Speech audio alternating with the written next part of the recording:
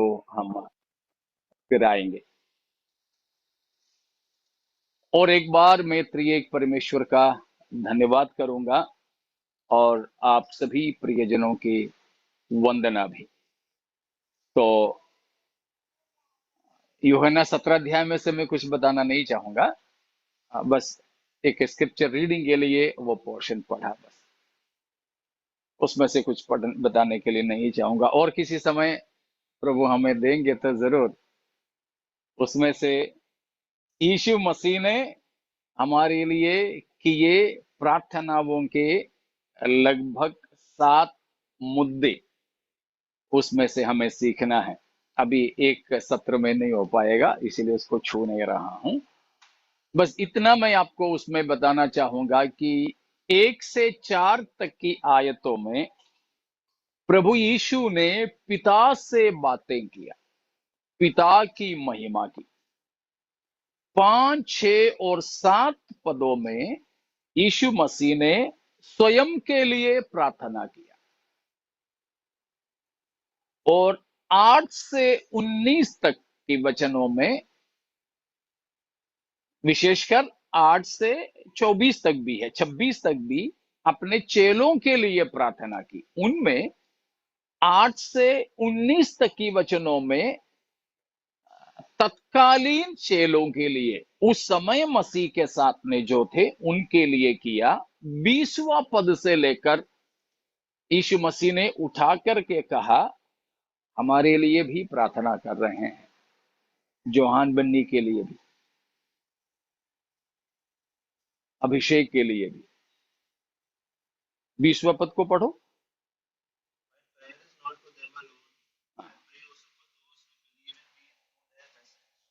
Yeah, I'm not praying for these immediate disciples alone.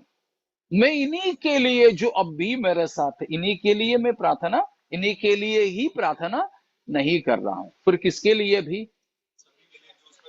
जो इनके वचनों के द्वारा मुझ पर विश्वास करने वाले हैं। उसमें कौन भी शामिल थे? हम लोग भी शामिल थे।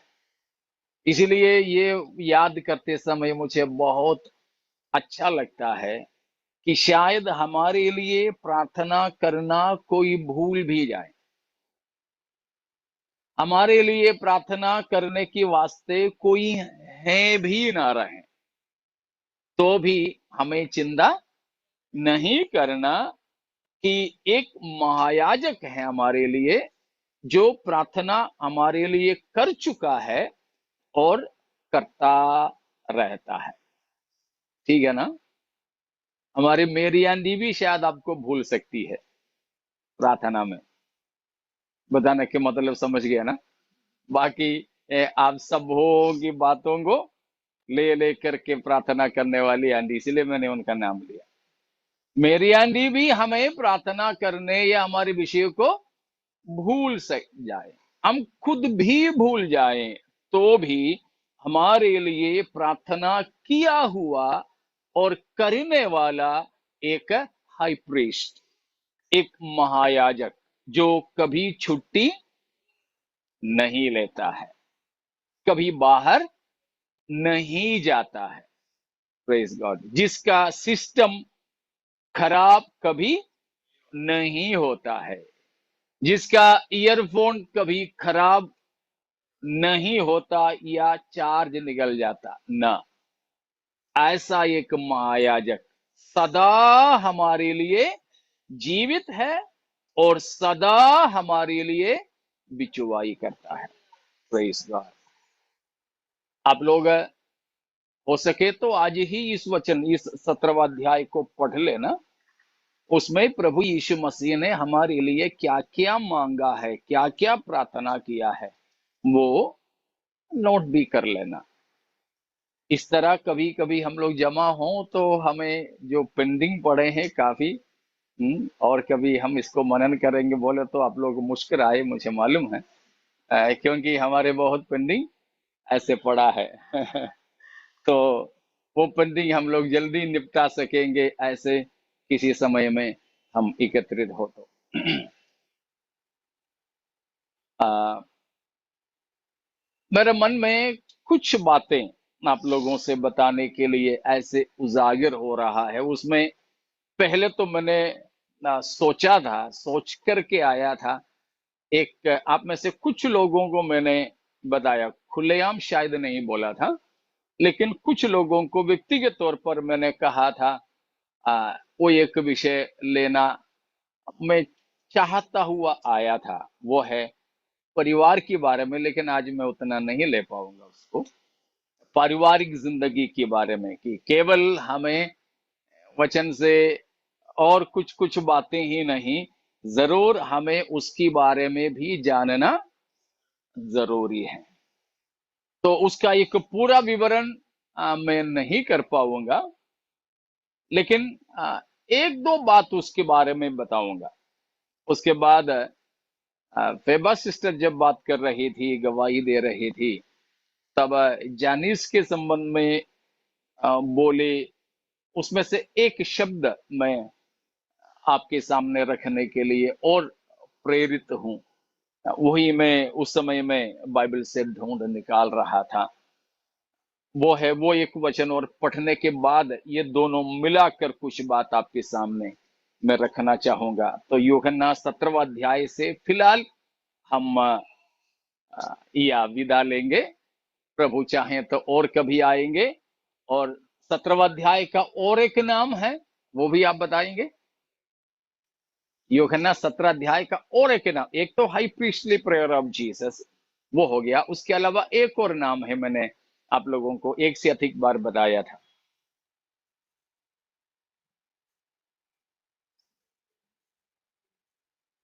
जी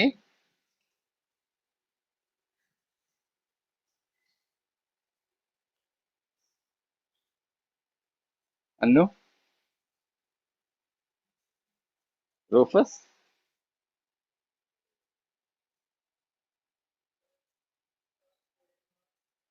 या द लॉर्ड्स प्रेयर, प्रभु की प्रार्थना। अक्सर प्रभु की प्रार्थना करके किसको मानते हैं? कौन सा प्रार्थना को मानते हैं जॉन, प्रभु की प्रार्थना के तौर पर? हाँ, जो पहाड़ी उपदेश में और भी जगह पर है, लेकिन पहाड़ी उपदेश में मत्ती 6 अध्याय की 9 से 13 तक की पदों में पाए जाने वाले प्रार्थना को अक्सर मसीही दुनिया या संसार के ही लोग प्रभु की प्रार्थना मानते हैं, लॉर्ड्स प्रेयर करके। लेकिन हमने उस समय बताया था, वो कौन सा प्रेयर है, प्रार्थना है सिमरन? डिसाइपल्स प्रेयर है, वो चेलों की प्रार्थना है, चेलों की प्रार्थना। लेकिन प्रभु की प्रार्थना, प्रभु ने किया हुआ प्रार्थना, वो सबसे लंबा वाला हम जो देखते हैं, वो है इस यूहन्ना 17वां अध्याय में। छोटा मोटा करके करीब करीब 25 प्रार्थनाएं प्रभु यीशु मसीह का ये 4 सुसमाचार की ग्रंथों में होकर के हैं। वो भी आप लोग मत्ती, मरकुस, लूका और यूहन्ना 4 सुसमाचार की पुस्तकें पढ़ते समय नोट करना अच्छी बात है। प्रभु की छोटे मोटे प्रार्थना, लगभग 25 प्रार्थना आपको इन 4 पुस्तकों में मिलेगा। ठीक है, इतना बोल करके यूहन्ना 17 से हम विदा लेंगे। दो बातों पर हम अभी ध्यान देंगे। एक है परिवार, लेकिन उसका एक पूरा पूरा शिक्षा अभी नहीं होंगे। और दूसरा है, पढ़ेंगे पौलुस प्रेरित ने बताया हुआ एक बात है। कई साल पहले मेरा जिंदगी को प्रभावित किया हुआ एक प्रस्तावना है। आज फिर से हम उस बात को सुना तो वो पुरानी यादें मेरे अंदर आ गई। वो है प्रेरितों के काम 26 का 19वां पद, Acts of the Apostles chapter 26 verse 19। Agrippa,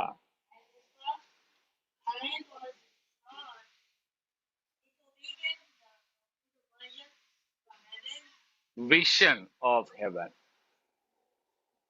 या हिंदी में भी,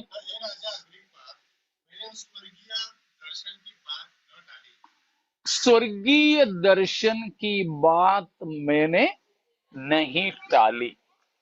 I was not disobedient to the heavenly vision.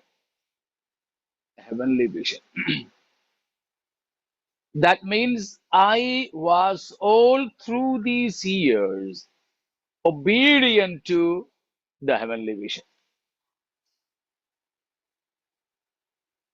एक सच्चा मसीही एक दर्शन का व्यक्ति होता है, वो भी उस दर्शन का नाम है स्वर्गीय दर्शन।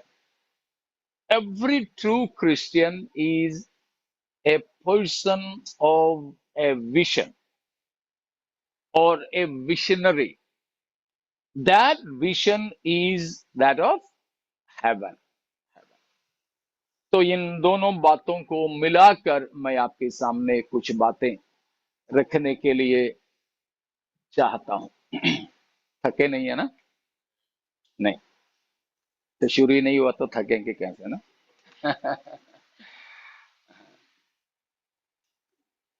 तो परिवार,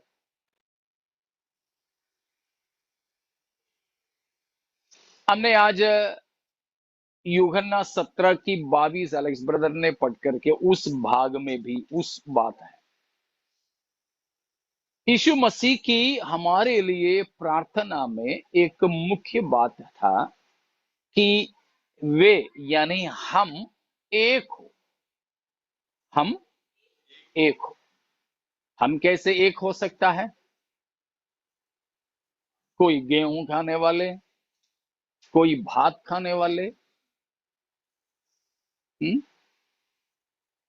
कोई मराठी बोलने वाले, कोई मलयालम बोलने वाले, कोई मलाली है तो दूसरा बंगाली, कैसे एक हो सकते हैं?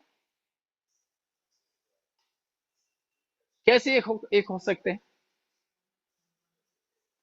क्योंकि हम सब एक ही शरीर के अंग हैं। एक ही शरीर के अंग है। अपने ही शरीर में जो अंग है वो सब एक जैसा है? बिल्कुल नहीं, बिल्कुल नहीं। तो देखो, हमारे मुंह के अंदर ही एक तो जीभ है, दूसरा दांत है। बड़ा आश्चर्य की बात मुझे यह है, ये दोनों चीज एक ही चीज से बना हुआ है। दोनों को कैसे बना? दांत किससे बना है?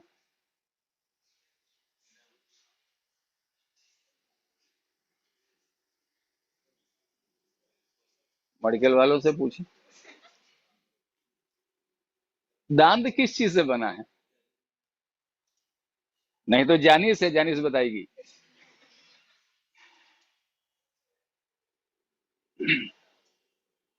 और जीभ किससे बना?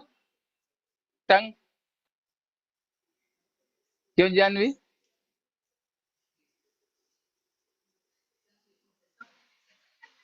सब मिट्टी से बना है। सब मिट्टी से तो बना है। हाँ, बाकी तो बाकी छोड़ो।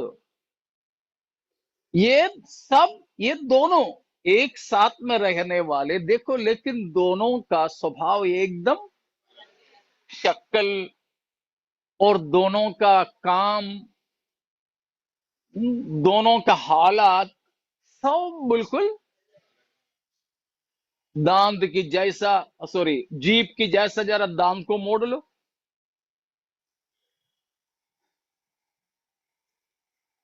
तो लेकिन देखो, ये की मूल वस्तु से बना हुआ।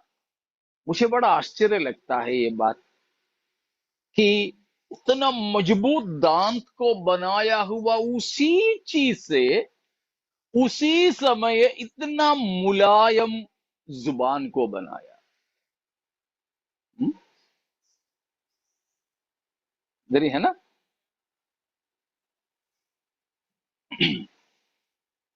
हमारे ये मसल्स या फिर मांसपेशी या इस मांस और चर्बी वगैरह वगैरह जिससे बनाया गया है, उसी से ये मजबूत हड्डी भी बनाया है। ये हड्डी बनाया हुआ उसी मिट्टी से शरीर का पूरा प्लम्बिंग सिस्टम बनाया, नस नाड़ियां।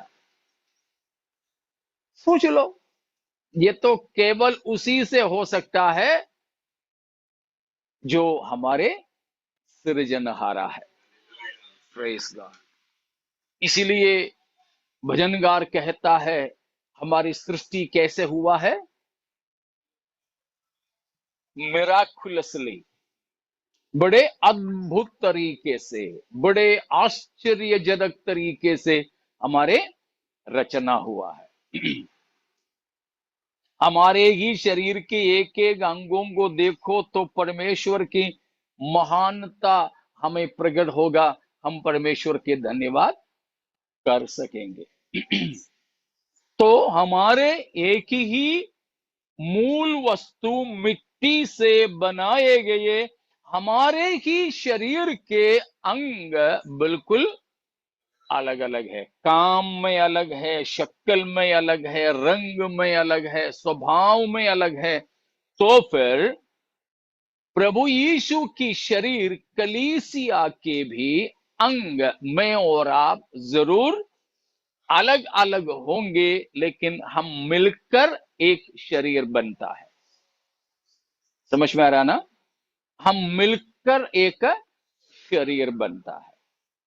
तो हमारे जो एनाटॉमी है, शरीर की जो व्यवस्था है, इसी बात और एक विशेष सच्चाई की ओर हमारे ध्यान को ले जाता है।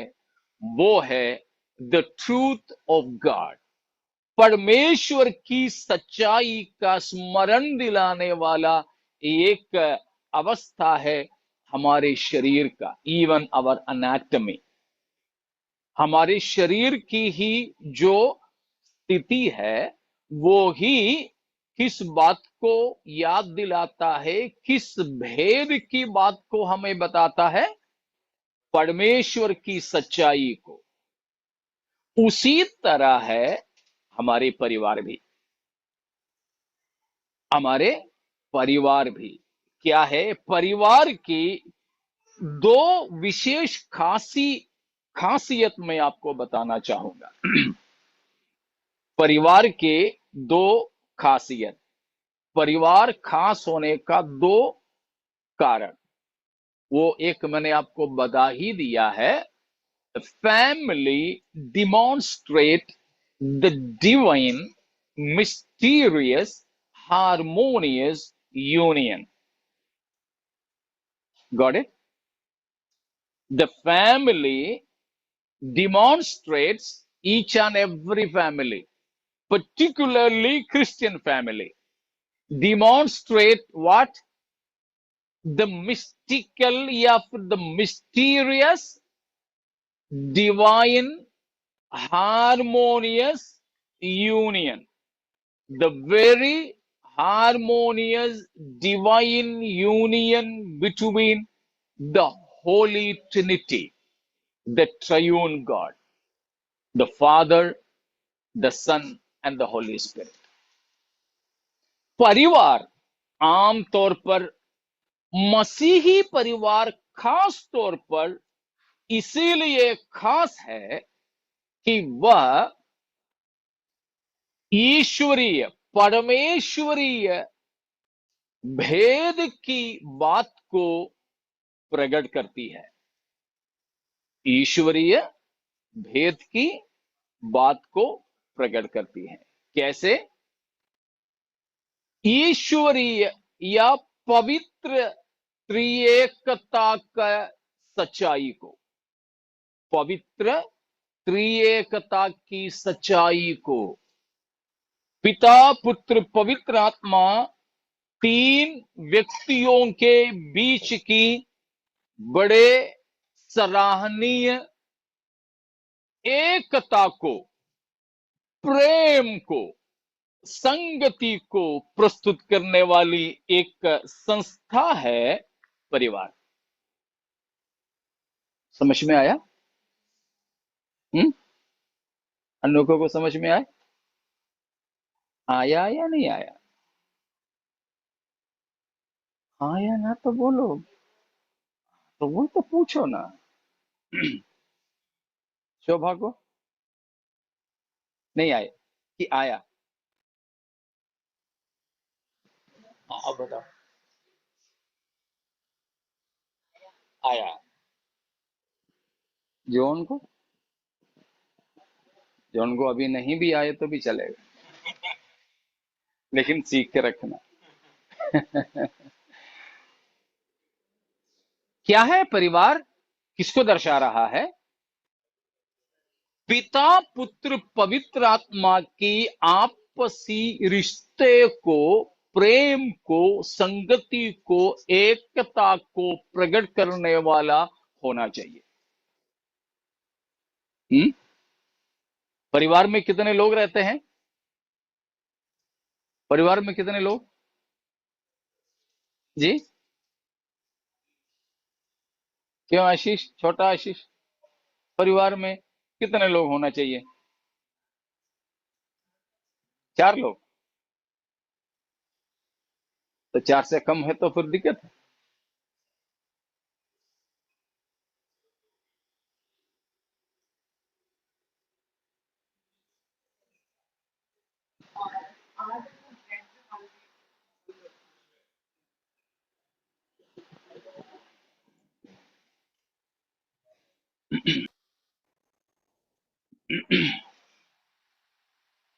आप लोग साथ में है ना? परिवार में क्यों सिमरन, कितने लोग होना चाहिए कम से कम? 2। 4 की जरूरत नहीं, 2। पति और पत्नी। मैक्सिमम कितने भी हो सकता है, मिनिमम परिवार में 2 लोग, पति और पत्नी। फिर बच्चे जुड़ते जाते हैं, ठीक है, वो परिवार फिर बढ़ते जाते, तो कम से कम 2 लोग। कुछ नहीं तो पहला 1 साल तक, पहला 10 महीने तक तो 2 ही लोग हो सकते हैं, दो, तीसरा व्यक्ति हो ही नहीं सकता। तो परिवार में कम से कम पति पत्नी हो तो भी, और बच्चे हैं तो फिर वो परिवार बढ़ेगा। वो परिवार किसको दर्शाने के लिए होते हैं? त्रिएक परमेश्वर को, मतलब डिवाइन फैमिली। फैमिली बोलना ठीक नहीं है, लेकिन हमें समझने के लिए अभी बता रहा हूं कि ईश्वरीय कुटुंब में कितने लोग हैं? 3। पिता पुत्र पवित्र आत्मा। कब से हैं? पहले 2 ही थे और 2000 साल से 3 है ना? नहीं ना? नहीं। फिर अनादिकाल से ही पिता पुत्र पवित्र आत्मा, त्रिएक परमेश्वर, परमेश्वर में है। उसको फैमिली बोलना ठीक नहीं, लेकिन अभी समझाने के लिए मैं उस शब्द का इस्तेमाल किया हूं। लेकिन इन तीनों में कभी लड़ाई हुआ? किस किस बात में वे एक दूसरे से सहमत नहीं था? किन किन बातों में पिता पुत्र पवित्र आत्मा में असहमति थी?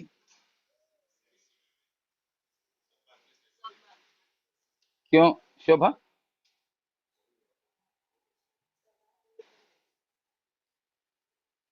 लोगों ने बोला तो वो सुन के मत बोलना। सभी बातों में पिता पुत्र पवित्र आत्मा में सहमति है, हार्मनी। इसीलिए हार्मोनियस यूनिटी एंड रिलेशनशिप मैंने बोला कि एकदम प्रेम और एकता में है, बिल्कुल। उनमें से कौन बड़ा है? पिता। कौन बड़ा? सब एक है।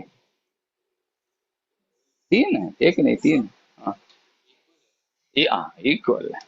एक समान है, एक नहीं, एक समान है। पिता बड़ा और पवित्र आत्मा छोटा नहीं है। ठीक है शोभा, तीनों में कोई बड़ा नहीं है, कोई छोटा भी नहीं है। तीनों, पिता पुत्र पवित्र आत्मा, एक समान है, तुल्य है। तो प्रेम, एकता, ठीक है ना, संगति, आपसी रिश्ता, इन सारे चीजों में हमारे परिवार किसको प्रदर्शित करते रहें? किसको प्रदर्शित करें? त्रिएक परमेश्वर को प्रदर्शित करें। परिवार में बहुत ही ज्यादा एक जरूरत है कि कम्युनिकेशन, आपसी वार्तालाप। वार्तालाप हम सबसे ज्यादा एक दिन में किससे बातें करते हो? परिवार के लोगों से बोलने से, मम्मी है, ससुर जी है, सासू माँ है, आपके लिए बोल रहा हूं, ठीक है ना, फिर पत्नी है, बच्चे हैं, इनमें से किससे है? क्या देखना पड़ेगा ना।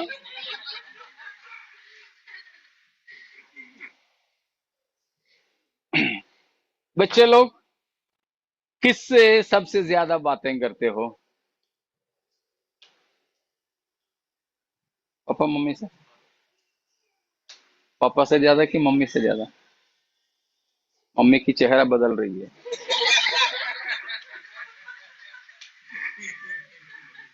मम्मी से?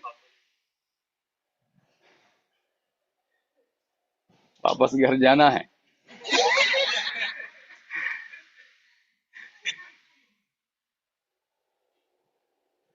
लेकिन अक्सर नहीं होता है। एक मजेदार बात मैंने पढ़ा था, और कुछ लोग उसकी साइकोलॉजिस्ट, कुछ लोग उसको मानते नहीं, लेकिन साइकोलॉजिकल एक असेसमेंट से ही मैंने पढ़ा हुआ बात है कि एक पुरुष, एक साधारण पुरुष एक दिन में करीब 7,000 शब्द बोलते हैं। एक आदमी एक दिन में 7,000 शब्द बोलते हैं, और बहनें 3 गुना ज्यादा, 21,000। तो इसीलिए बोलते हैं, खास तौर पर जो घर ही में रहने वाली पत्नियां, सुबह तो पति नौकरी पे चला जाता है, और नौकरी पे ही उनका कोटा पूरा करके वापस आता है। वापस आते आते में पूरा 7,000 खत्म। फिर तो उनको वापस आते समय कुछ बात बात करना उतना, लेकिन पत्नी घर में पूरा 21 को लेके बैठी है, 21,000 को लेके बैठी है। आते ही पत्नी शुरू, वो बात ये बात ऐसे।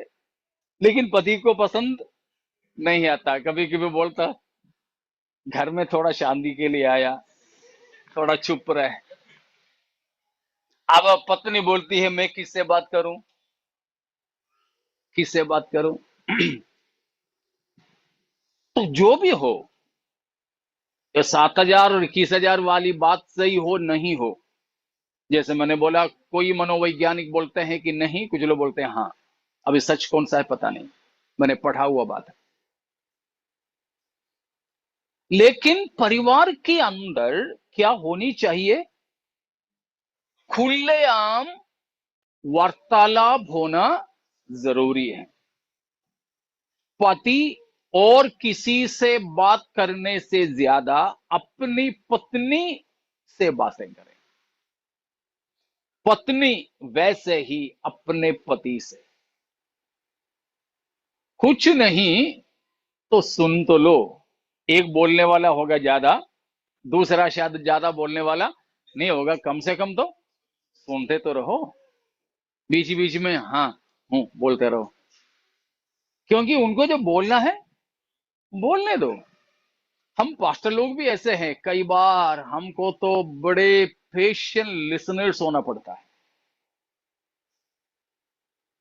कुछ लोग हैं जो बोल चुका है उसको दोबारा तिवारा बोलते हैं, लेकिन पास्टर होने के नाते ये नहीं बोल पाते कि ये थोड़ा खींचा हुआ सीढ़ी है, हैं? बोलते रहते हैं, सुनते हैं।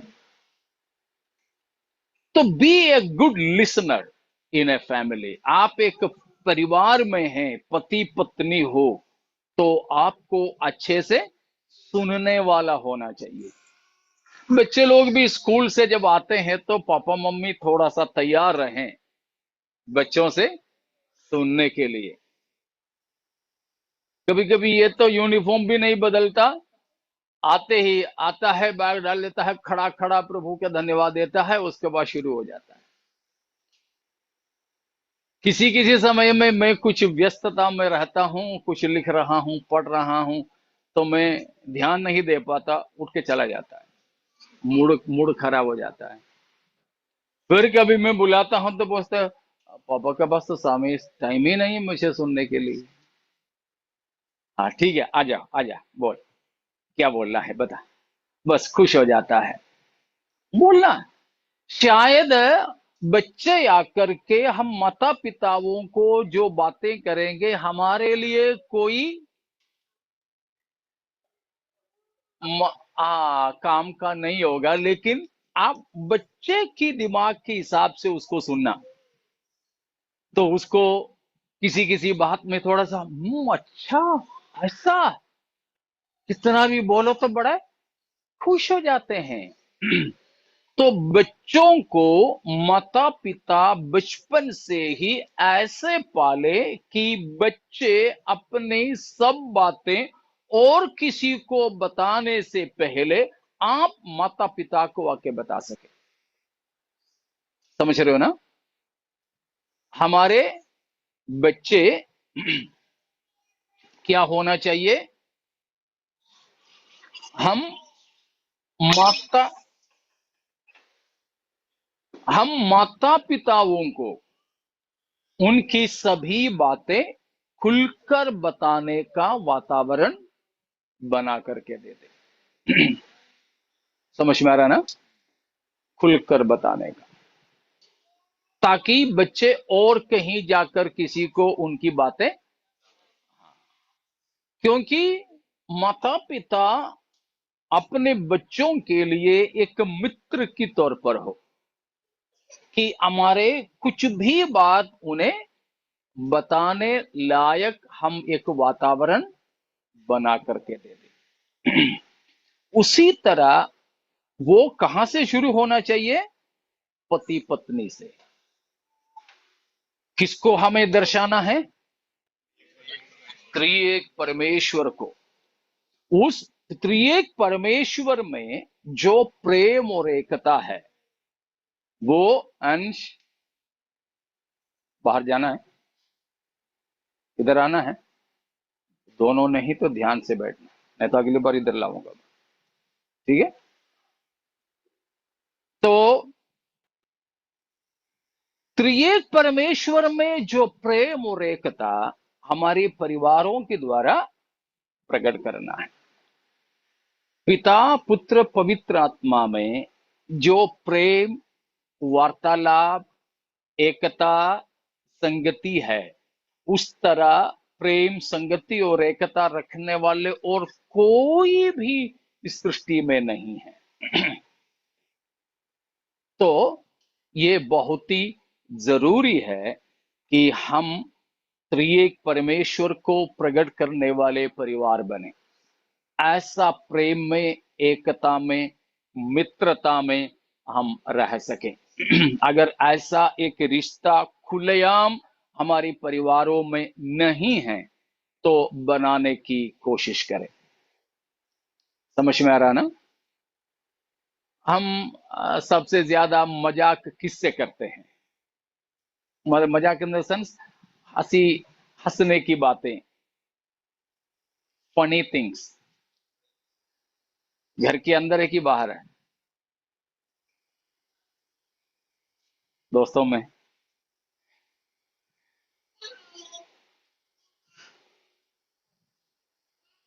19-20 का फर्क बहुत है, होना चाहिए, होगा भी। लेकिन और कहीं पर भी हम नहीं बता दें, लेकिन घर के अंदर ला करके फटाके फोड़ना चाहिए मजाक का, जो शायद हमने कहीं देखा, कुछ हंसने की बात है, हमने घर में लाके सबको बता दिया, सब हंसे। मतलब ऐसा मजाक नहीं कि जो हमारे लायक नहीं है, लेकिन ऐसे कई चीजें रहते हैं। क्योंकि घर के अंदर ऐसा एक माहौल होना चाहिए। ऐसा माहौल शायद हम बोलेंगे कि आजकल की व्यस्त रीति में या जिंदगी के शैली में हमें मिल नहीं पाएगा।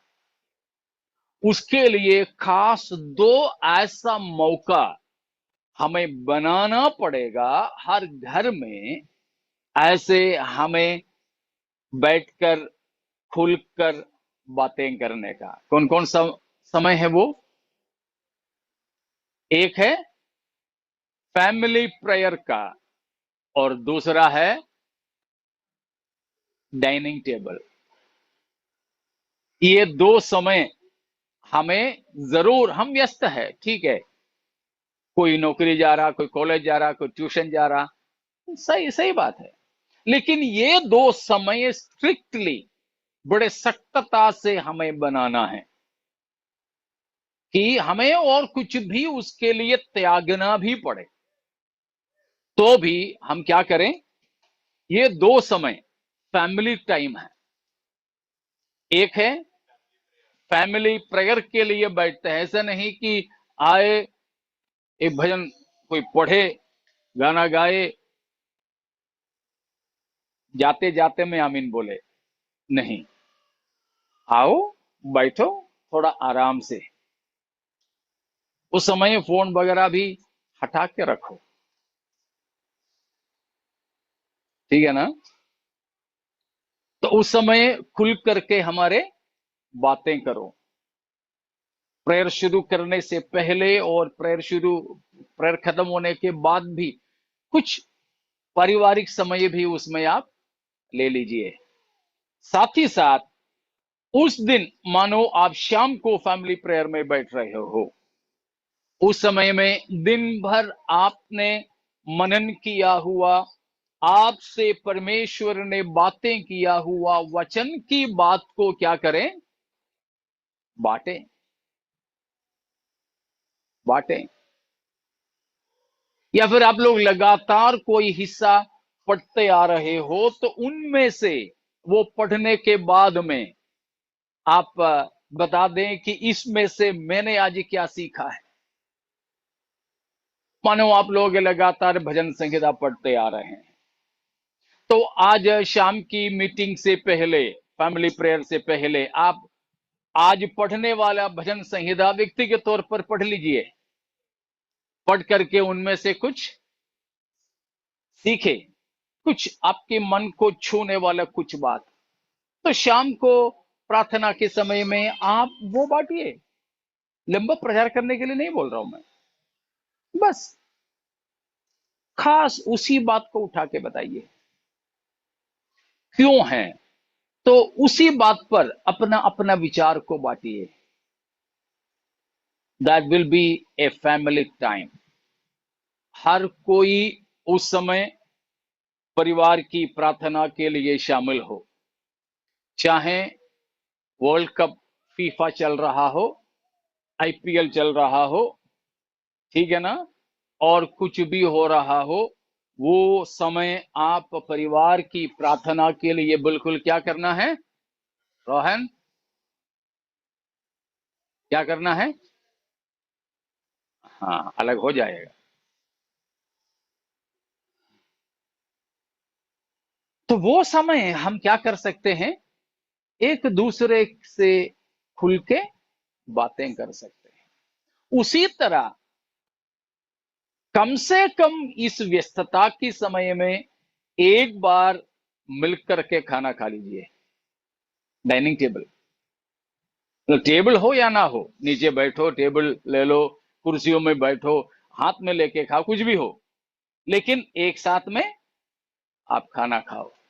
वो भी समय इंडिया पाकिस्तान के विषय, हमास इसराइल की विषय भी तो कहां बातें करते हैं, कॉफी टेबल के अगल बगल में बैठ के।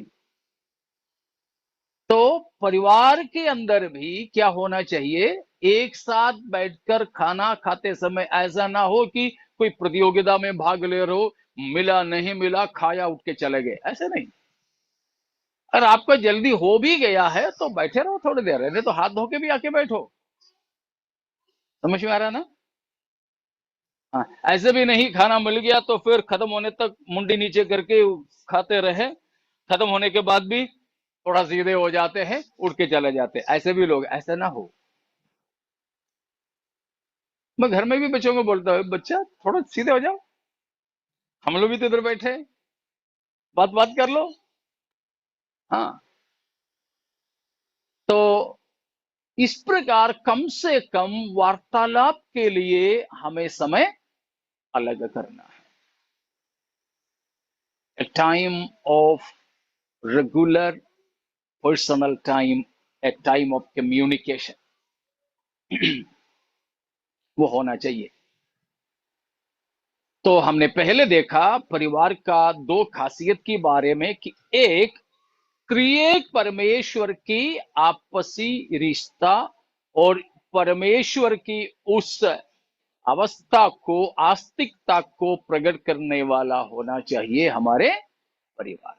दूसरी बात, प्रभु यीशु मसीह और कलीसिया की रिश्ता को उजागर करने वाला एक भेद की बात है परिवार।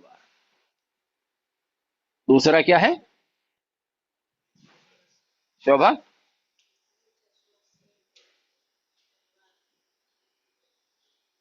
क्या है?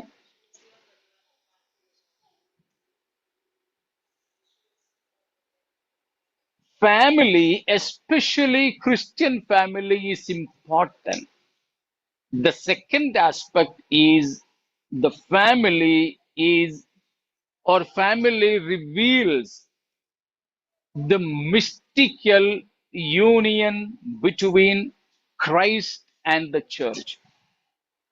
इफिसियों 5 अध्याय का 30, Ephesians 5:30।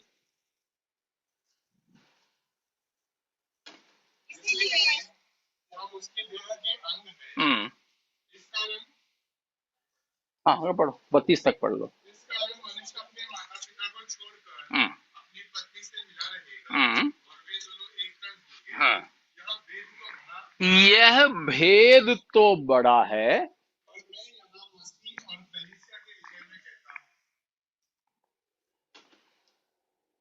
ये भेद तो बड़ा है। मैं किसके बारे में बताता हूं? मसीह और कलीसिया। So family demonstrates the mystical relationship between the church and Christ, or between Christ and the church. प्रभु यीशु मसीह और कलीसिया के रिश्ते को प्रस्तुत करने वाला है परिवार। इसीलिए उसकी 22 से लेकर की पदों में, फ्रॉम 522 फॉलोइंग, वहां बताया है, उस रिश्ते को पौलुस उजागर करके बताया। उसमें दो बात विशेष करके बताया है, the love of the husband and the submissive obedience, या ओबीडियंट सबमिसिवनेस ऑफ द वाइफ। पति का प्रेम और पत्नी की आज्ञाकारिता के साथ की अधीनता उन भागों में बताया है।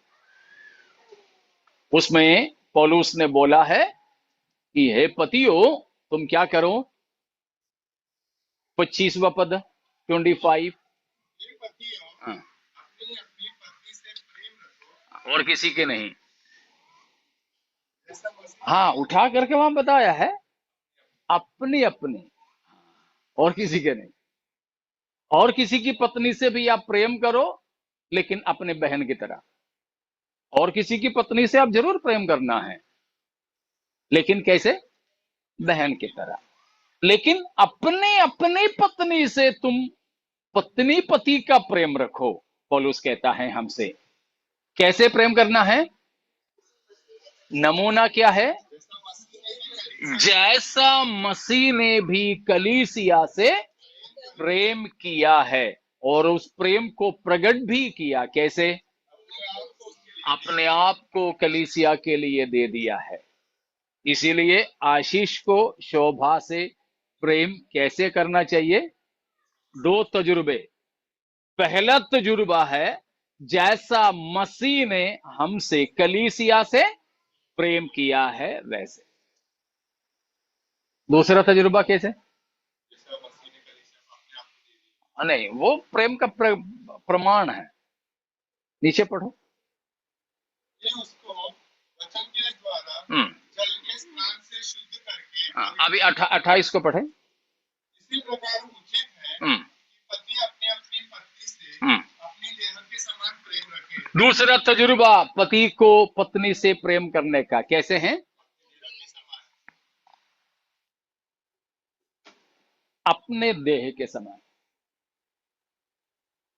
जैसे आशीष अपने आप से प्रेम करता है, वैसे ही आशीष किससे प्रेम करें? शोभा से। नीचे उसका भी विवरण दिया है। पत्नी से अपनी देह के समान प्रेम रखें। जो अपनी पत्नी से प्रेम रखता है वह अपने आप से प्रेम रखता है। क्योंकि किसी ने अपने शरीर के बैर नहीं रखा, उसका पालन पोषण करता है। कई परिवारों में झगड़ा होते हैं। बहुत कम परिवारों में पति पिटता है, बाकी परिवारों में पत्नी पिटती है। बहुत से ऐसे परिवार हैं जहां पति पत्नी हाथापाई करते हैं। दोनों नहीं होना चाहिए। मैं अपनी पत्नी से खुदी के समान, मेरे ही शरीर के समान प्रेम करो। प्रेम करो। कोई भी अपने शरीर की निंदा कभी नहीं किया है, शरीर का पालन पोषण करता है। तो हर एक पति को चाहिए प्रभु यीशु मसीह कलीसिया से प्रेम जैसे किया वैसे अपने अपने पत्नी से प्रेम करना। और दूसरा, अपने आप से जैसे प्रेम करता है वैसे पत्नी से भी प्रेम करना। इसीलिए न पत्नी पति को, न पति पत्नी को पीटे और दुख दे, बिल्कुल भी नहीं होना चाहिए। समझ में आ रहा ना? तो हमारे परिवार खास है, उसका 2 कारण। एक है पिता पुत्र पवित्र आत्मा त्रिएक परमेश्वर का संबंध को हमारे परिवार के द्वारा प्रकट करें। दूसरा, यीशु मसीह और कलीसिया के संबंध को भी क्या करें? हम अपने परिवार के द्वारा प्रकट करें। कैसे? प्रेम करते हुए, पालन पोषण करते हुए, और पत्नी कलीसिया जैसे मसीह के अधीन है वैसे अधीन रहती हुई और आज्ञाकारी रहती हुई। आज्ञाकारी रहती हुई। तो इस प्रकार का एक पारिवारिक जीवन हमें बिताना है। अभी बच्चों माता पिताओं की उन सारी चीजों में है, उसमें फिलहाल मैं नहीं जा पा रहा हूं। और जो शादीशुदे नहीं हैं, आप लोगों के लिए भी ये बताना चाहूंगा कि आप लोगों के लिए परमेश्वर अपना इच्छा के अनुसार इंतजाम कर चुका है, बस प्रकट नहीं हुआ, इतना ही है। इसलिए अपनी तरफ से कहीं जाकर के किसी को ढूंढना नहीं। आदम ने कितने बार उपवास किया था, मुझे एक हवा चाहिए करके? एक भी बार नहीं किया। उपवास नहीं किया तो भी प्रार्थना तो किया होगा। परमेश्वर सबको जोड़े है, मेरा ये अकेला नहीं है। किया? नहीं किया। तो परमेश्वर से अदम मांगे बिना, अदम की जरूरत को जानकर उसके लिए एक जीवन साथी को परमेश्वर ने दिया, तो अवश्य हमारे लिए भी सही समय पर परमेश्वर हमारे जीवन साथी बना चुका है और लाकर हमारे सामने खड़ा कर देंगे। ठीक है ना? तो इसीलिए ये भी मत करना कि सामने जो भी दिखे जाकर के ये मेरी हड्डी है क्या देखने जाए, ना जाना, तो फिर हमारी हड्डी खराब हो जाएगा है। और जैसे पौलुस कहता है दूसरा कुरिन्थियों 6 अध्याय की 13 से लेकर की पदों में कि विश्वासी क्या नहीं करना, अविश्वासी के साथ असामान्य जुए में नहीं जुटना। तो मैंने एक जगह पढ़ा था, अगर एक विश्वासी एक अविश्वासी से शादी करे तो उसका ससुर कौन बन जाता है? कौन होगा उसका ससुर? अभी जॉन एक अविश्वासी लड़की से शादी कर ले तो जॉन का ससुर कौन होगा? शैतान। शैतान। और आपका इनलॉस कौन होंगे? साला, जीजा, साली, भाभी, इनलॉस, डीमंस। अगर एक अविश्वासी से एक विश्वासी शादी कर ले तो शैतान उसका फादर इन लो, ससुर बन जाता है, और डीमंस विल बी हिज और हर इन लॉस। ये कभी नहीं होना चाहिए। ठीक है ना? इसीलिए किसी भी प्रकार की इलेजिटिमेट रिलेशनशिप्स में बच्चों आप फंसना नहीं। आपको कहीं रास्ते में मुस्कुरा करके दिखाया तो उसके पीछे मत जाइए। हम लोग घर में चर्च में आपको पूरे दांत दिखा के हंसने वाले हैं, हैं? हमारे मसीही और परिवार के प्रेम में बने रहिए आप। ठीक है ना? बच्चों बिल्कुल इस बात पर ध्यान देना कि हमारे बीच में बिल्कुल भी किसी प्रकार के भी इलेजिटिमेट रिलेशनशिप्स होना नहीं चाहिए। This is a time sin is being legalized. Abominations and immoralities are being legalized today, nationally and internationally. राष्ट्रीय तौर पर भी अंतरराष्ट्रीय तौर पर भी पाप को वैध घोषित करने वाला एक जमाना है। पाप को वैध घोषित करते हैं, लीगल घोषित करते हैं। പാപത്തെ എന്താണ് പറയുന്നത്? നിയമവിധേയമാക്കുന്ന ഒരു ലോകത്താണ് നാം പാർക്കുന്നത്. പാപത്തെയും അസാൻമാർഗികതകളെയും നിയമവിധേയമാക്കുന്ന ഒരു ലോകത്താണ് നാം പാർക്കുന്നത്. ഇന്ന് പല പാർട്ടികളുടെയും ഇലക്ഷൻ അജണ്ടകളിലുള്ളത് അങ്ങനെയുള്ള ചില പ്രഖ്യാപനങ്ങളാണ്. ഇന്നത് ഞങ്ങൾ लीगलाइज ചെയ്യും. नहीं होना चाहिए कि पाप को क्या करते हैं? लीगलाइज करते हैं, वैध बनाते हैं। उसमें होता है प्री मैरिटल रिलेशनशिप्स, शादी से पहले के रिश्ता, relationships without marriage, not only pre marital, परंतु शादी ही मत कर लो, बस एक साथ रहो। उसी में से एक अलग है अबॉर्शन, भ्रूण हत्या। चाहे परिवारों में हो या परिवार की बाहर हो, कभी भ्रूण हत्या नहीं करना, अबॉर्शन नहीं करना।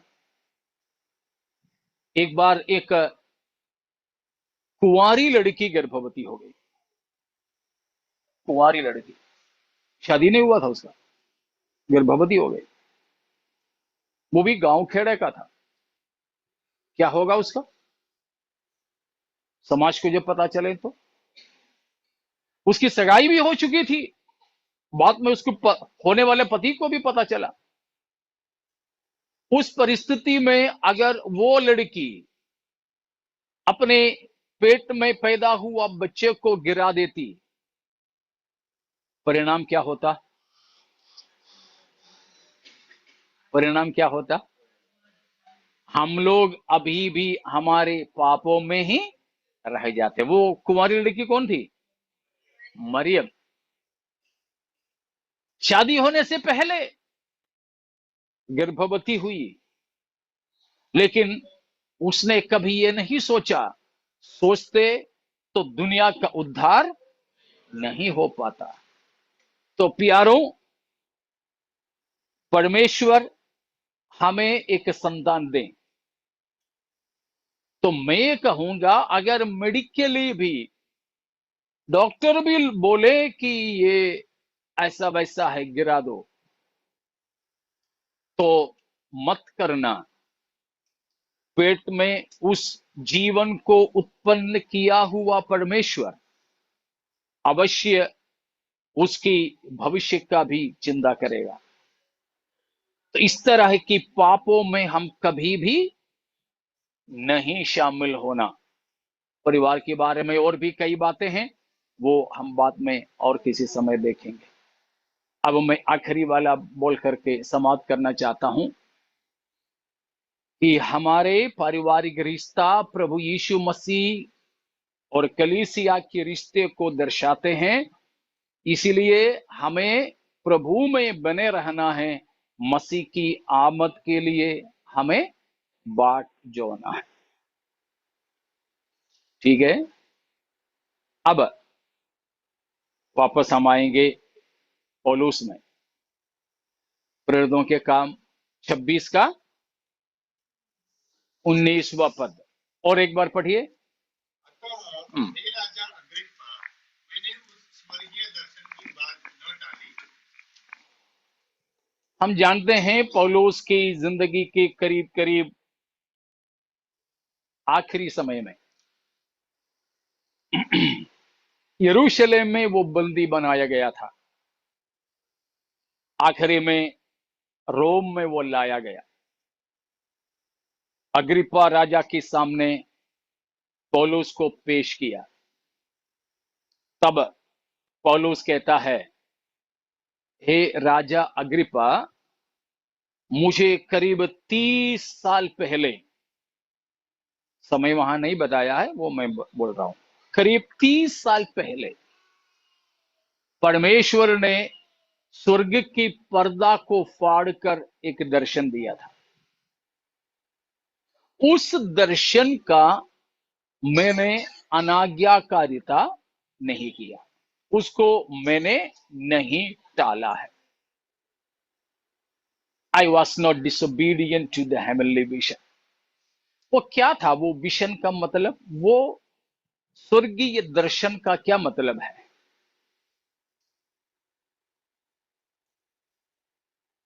बताइएगा।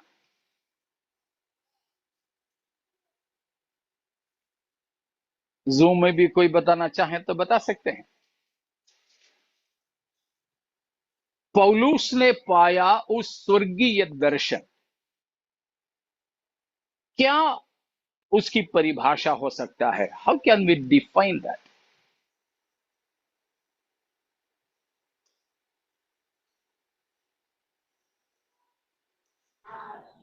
पौलुस ने बताया कि मेरे को दर्शन हुआ वो प्रभु का, वो जो प्रभु खुद प्रकट करके दिया मैं कैसा हूँ, ये जो उसने मान लिया कि प्रभु कैसा है।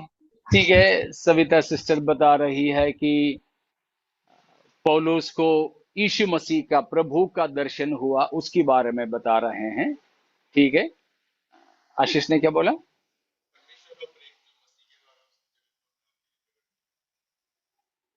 परमेश्वर का प्रेम यीशु मसीह के द्वारा जगत के उद्धार के लिए प्रकट हुआ, उसके बारे में पहचान हुआ। ठीक है, फेबर सिस्टर क्या बोल रही थी? इटर्निटी, अनंतता का, और कुछ मतलब ईश्वरीय स्वभाव। और कुछ?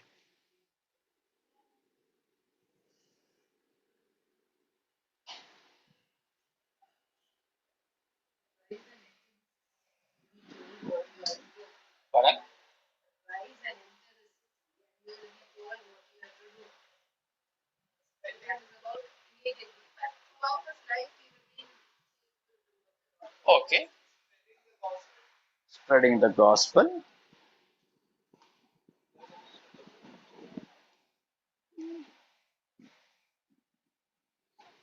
ठीक है, आप लोगों ने उसी बात का अलग अलग हिस्से बताया। यहां बताया गया दर्शन की बात सबसे पहले क्या नहीं है देखना। जैसे आजकल लोग बोलते हैं मैंने एक दर्शन देखा, वो वाला कोई दर्शन नहीं है जो कुछ उसने देखा हो। It's not merely something he saw, उसने देखा हुआ, that was before his eyes, उसकी नजरों के सामने दिखाई पड़ा कोई चीज नहीं है, या वो ही नहीं है। It's more than something he so, but rather this is a deeper, specific conviction within his heart and spirit, which he acknowledged it is the very total sum of the purpose of my life. Got it? मुश्किल था? This is more than something his eyes visualized. उसकी नजरों के सामने दिखाई पड़े कोई चीज से भी बढ़कर है। ഈ ദർശനമെന്ന് പറയുന്നത് അവൻ കണ്ട എന്തോ കാഴ്ചയല്ല, പകരം നമുക്ക് മലയാളത്തിൽ വേണമെങ്കിൽ പറയാം അവന്റെ കാഴ്ചപ്പാടാണ്. കാഴ്ചയല്ല, കാഴ്ചപ്പാട്. कुछ उसकी नजर के सामने दिखाई पड़ा चीज नहीं है, परंतु फिर क्या है? उसकी आत्मा और उसकी मन के अंदर लगी हुई एक छाप है, एक निश्चय है, जिसके बारे में वो बोल सकता है मेरे लिए परमेश्वर की यही इच्छा है. Some deeper conviction seal in his mind, in his spirit, from in within him, about which he was very much corroborate that this is the very purpose of God for me, for which I am born. This is what is that for which I am called. This is the very thing for which I am still alive.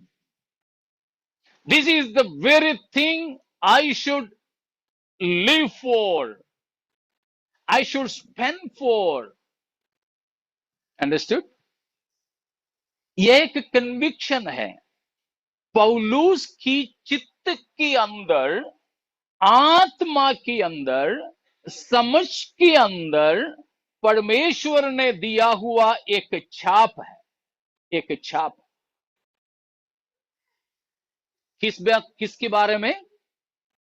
कि परमेश्वर की मेरे लिए यही इच्छा है, योजना है। This is the very purpose, not only a will, but it is the very purpose of my life. मेरा सृजनहारे का मेरे लिए यही उद्देश्य है, केवल इच्छा नहीं, उद्देश्य। इसी के लिए मैं पैदा हुआ, मुझे परमेश्वर ने इसी के लिए पैदा किया। हम जन्म लिए हैं?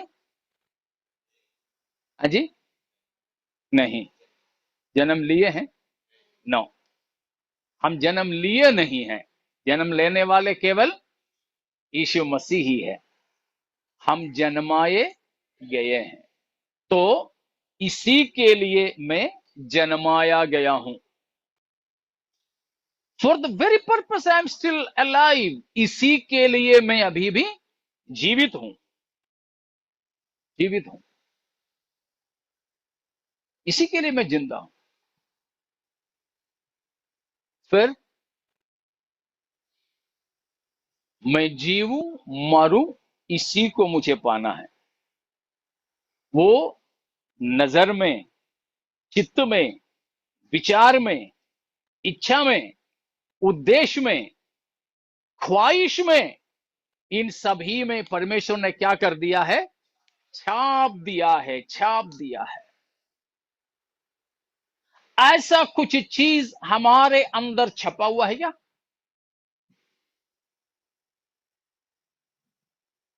Please come on. ऐसा कुछ हमारे अंदर छपा है?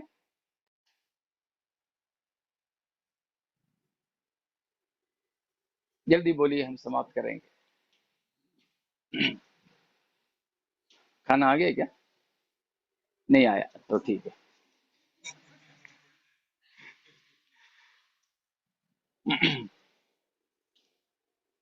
ऐसा कुछ चीज हमारे अंदर छपा है?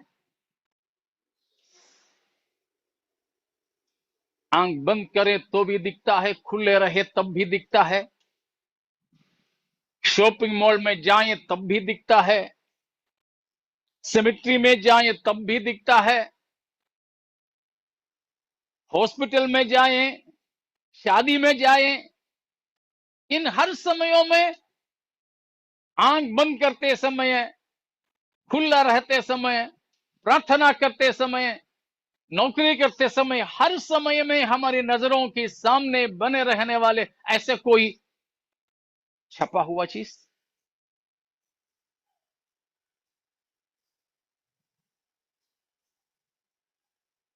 प्लीज, है?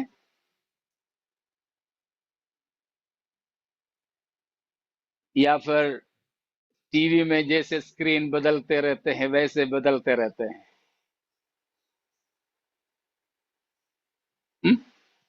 जल्दी बोलिए ना, समझ में आ रहा ना?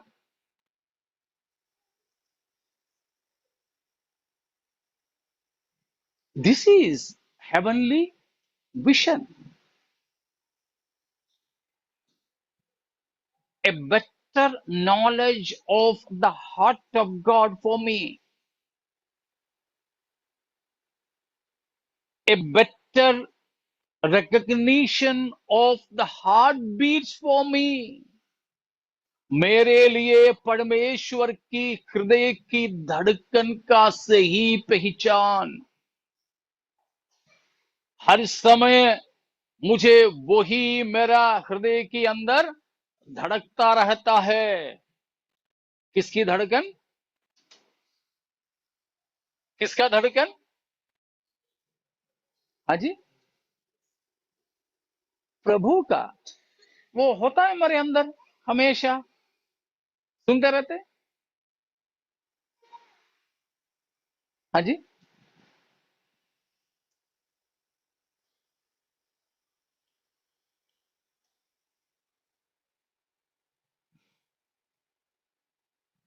दिन के समय में कभी कभी हम लोग ट्रेन का हॉर्न सुनते ही नहीं, लेकिन कहीं कहीं रहते हैं तो रात के समय बराबर सुनाई देता है ट्रेन का हॉर्न। क्यों? दिन में क्यों नहीं सुनता है? तो दिन में वे लोग बजाते नहीं होंगे, हॉर्न बजाते नहीं ना? बजाते हैं, लेकिन हाँ, ट्रेन की पटरी और हमारे घर की बीच में और बहुत सारे आवाज की वजह से वो आवाज हमारे घर तक नहीं पहुंच पाते। इसी तरह कई बार हमारे अंदर परमेश्वर की धड़कन सुनाई नहीं पड़ता है। क्यों? इसीलिए कि परमेश्वर का दिल बंद हो गया। फिर क्यों? इसीलिए कि उसके और हमारे बीच में और बहुत से आवाजें गूंज रही है। तो हम लोग सब जानते हैं 3-4 साल पहले कोरोना के समय में बहुत दूरी तक दिखाई देने पड़े लगे थे ना। हाँ, क्योंकि एयर पोल्यूशन कम हो गया तो हमें बहुत दूरी तक कई चीजें, पहाड़ या कोई मकान, कोई पेड़ वगैरह वगैरह दिखाई पड़ते थे। लेकिन जब गाड़ियां चलने लगी, फैक्ट्रियां चालू हो गई, तो फिर धुआं, स्मोग वगैरह वगैरह आने लगे। इसी प्रकार कई बार स्वर्गीय दर्शन को हमारी नजरों से छिपाने वाली कई चीजों के उजागर होना होता है। लेकिन पौलुस कह रहा है कि मैंने करीब 30 साल पहले देखा हुआ स्वर्गीय दर्शन, उसको कभी टाला नहीं है। मैं आपसे पूछूं, इस ईश्वरीय दर्शन, ये स्वर्गीय दर्शन हमारे आत्मिक जिंदगी के दिन बीतने पर और साफ होता जा रहा है या फिर धुंधला पड़ रहा है?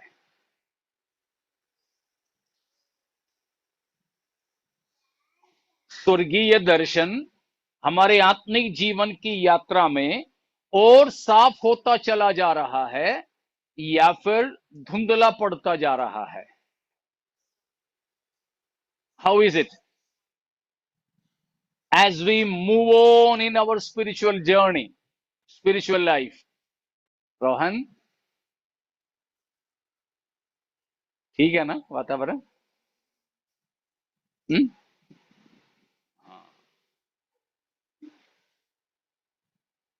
In our spiritual journey, as we move on, whether this vision is getting clearer and clearer or fading and fading, क्या है? या कुछ भी नहीं है? कुछ लोगों को तो अभी तो हुआ ही नहीं, तो फिर फेड होने की तो बात ही नहीं होता है।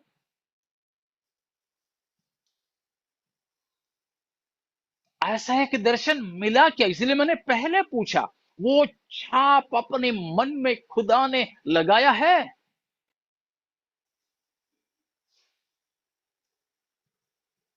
इसलिए चार्ल्स फिनी जैसे भक्तों ने प्रार्थना किए थे, O Lord God, seal the vision of eternity on the eyeballs. मेरी नजरों में हे पिता, हे परमेश्वर, अनंतता का छापा मारिए, ताकि मैं और कुछ भी नहीं देखूं। जल्दी मुझे बताइए, शायद अभी आ रहे होंगे वे लोग, इसलिए हमें जल्दी खत्म करना पड़ेगा। पहली बात, हमारे अंदरूनी आंखों में, हमारी आत्मा में, हमारी मन में, हमारी समझ में क्या ऐसा कोई स्वर्गीय दर्शन की छाप लगी है? जल्दी तो बताइए।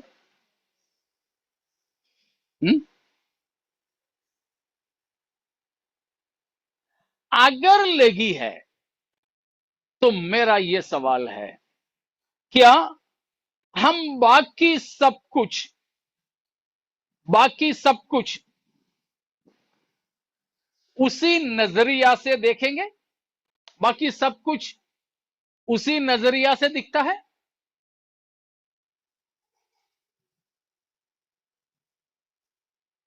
सवाल ही समझ में नहीं आ रहा है ना? हेलो, आ रहा है कि नहीं?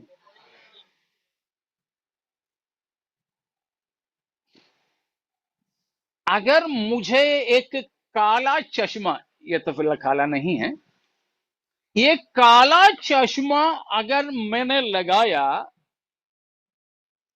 तो फिर सफेद शर्ट भी पहने रहो, मुझे तो काला ही दिखेगा। इसलिए है कभी कभी कुछ लोग कूलिंग ग्लास वगैरह रख करके बोलते हैं, अरे बादल आने वाला है।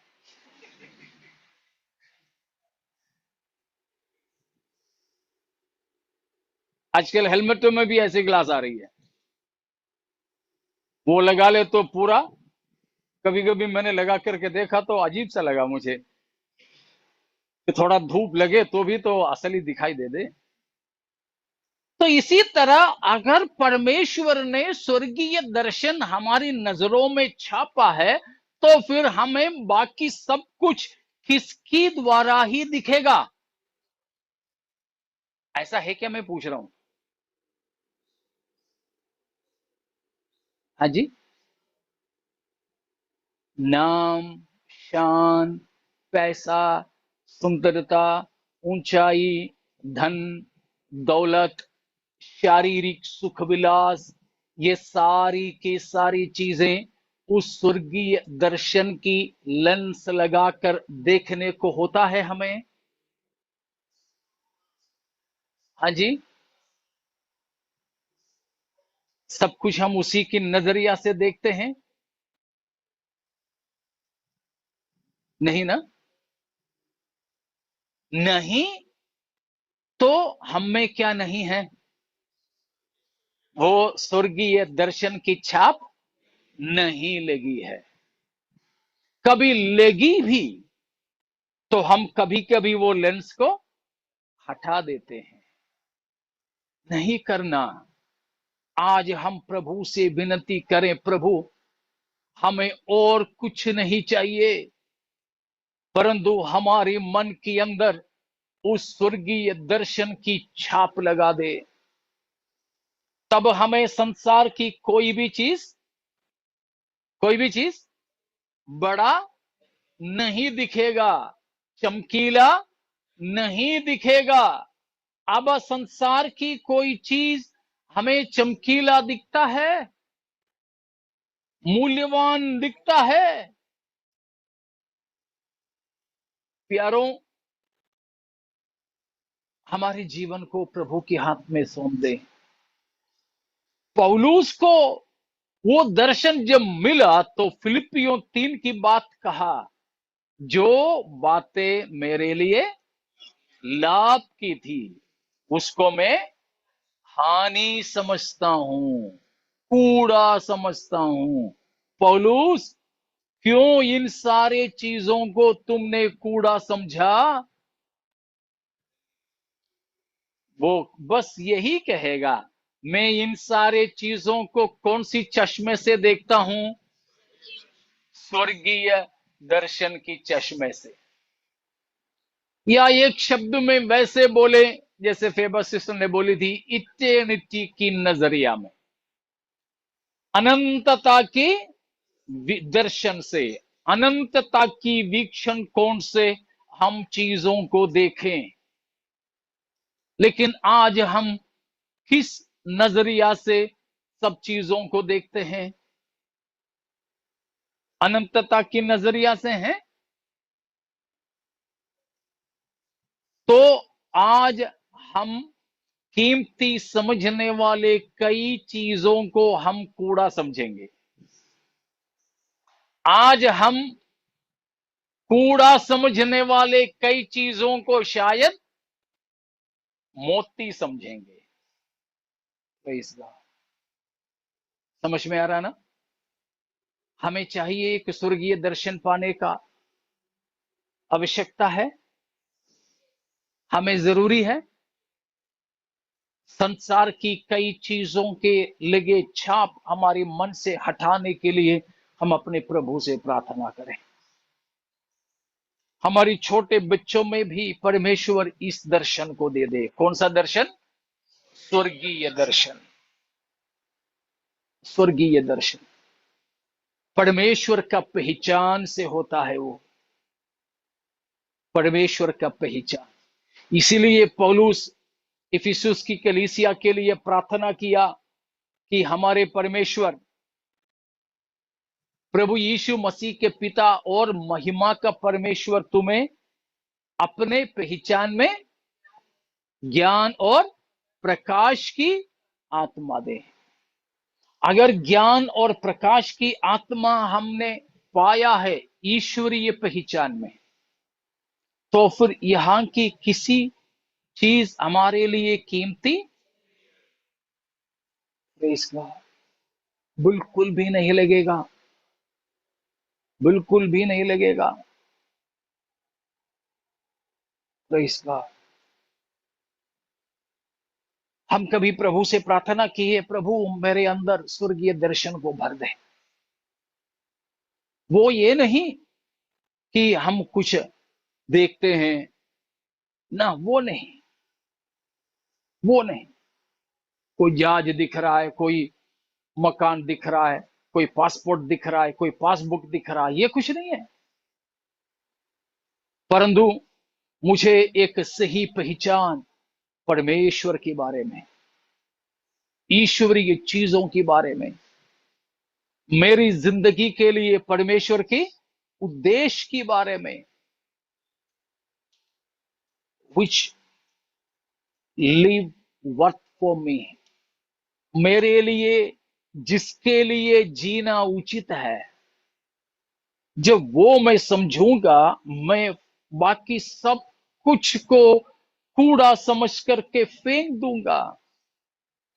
आइए हम प्रार्थना करें ऐसा एक स्वर्गीय दर्शन हमें देने के लिए, हमारे बच्चों को देने के लिए, हमारे जवानों को देने के लिए। प्रभु से हम प्रार्थना करेंगे। ये हमारी आंखें बंद करें, परमेश्वर से हम प्रार्थना करें। हालेलुया। सभी जन अपने आप को समर्पण करके प्रार्थना करें।